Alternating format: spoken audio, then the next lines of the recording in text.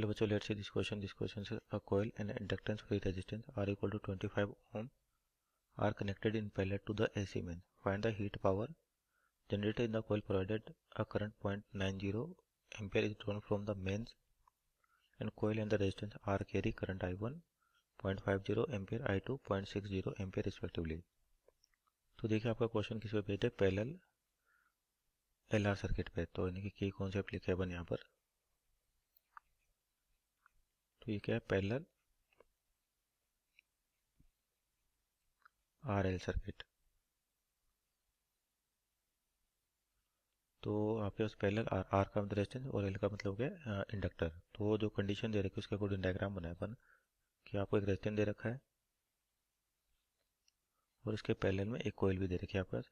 जो कोयल जिसका रेजिस्टेंस मान लेते अपन स्मॉल आर है, उसका इंडक्टेंस एल और एक कैपिटल आर है और दोनों एसी मेन से सप्लाई है इस तरीके से। और यहाँ से जो मेन से करंट जो आ रहा है वो आ रहा है 0.9 और इस वाली रेजिस्टेंस वाली ब्रांच में जो आपका करंट है वो 0.6 एम्पियर। इसको सपोज करिए I1 के और इस वाले इंडक्टर वाली ब्रांच में करंट कितना है, ये I2 दे रखा आपको और इंडक्टर वाली कोयल में कितना है 0.50 यानी कि I1 कितना है 0.50 एम्पियर। तो अपने को जो कोयल है इसके अंदर हीट जनरेशन बताना है कि कितना होगा। तो इसके लिए अपने को रेजिस्टेंस की वैल्यू चाहिए। तो सबसे पहले रेजिस्टेंस वाली ब्रांच को देखिए कितना 25 ओम है आपके पास और अपने को पता है करंट कितना 0.6 एम्पियर। तो वोल्टेज लिख सकते हैं अपन V इक्वल टू 0.6 इंटू 25। तो ये कितना है 15 वोल्ट। 15 वोल्ट। तो ये वोल्टेज अक्रॉस रेजिस्टेंस आ गया कितना 15 वोल्ट। अब ये भी आपके पास किस में पैरेलल में है इसके, तो इसका मतलब इसका अक्रॉस भी कितने का होगा 15 वोल्ट का आपके पास पोटेंशियल होगा।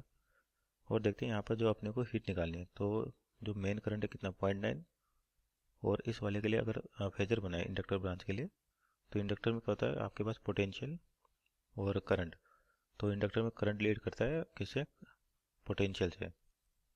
तो यहाँ पर इस तरीके से तो ये जो मान लीजिए इंडक्टर का जो कैपेसिटिव या कंडक्टिव रिएक्टेंस एक्सएल इधर होगा और रेजिस्टेंस आर इधर होगा, क्योंकि सर्किट में जो मेन करंट है तो इंडक्टर में क्या था करंट उसे 90 डिग्री ले करता है।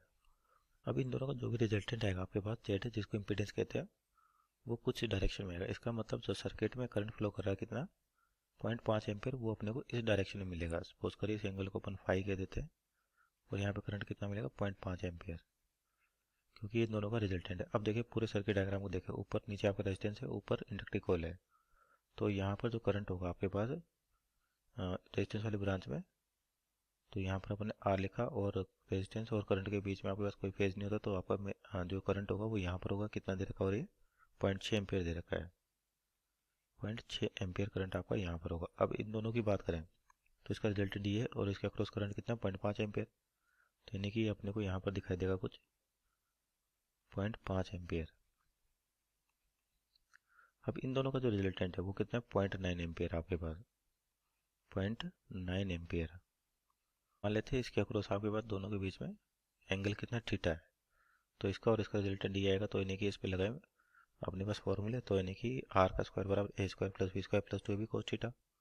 तो वहाँ से क्या लिख सकते हैं अपन आर स्क्वायर यानी कि 0.9 का स्क्वायर बराबर ए स्क्वायर यानी कि 0.5 का स्क्वायर 0.6 का square plus 2ab cos theta. तो 2.6 into 0.5 into cos phi cos theta.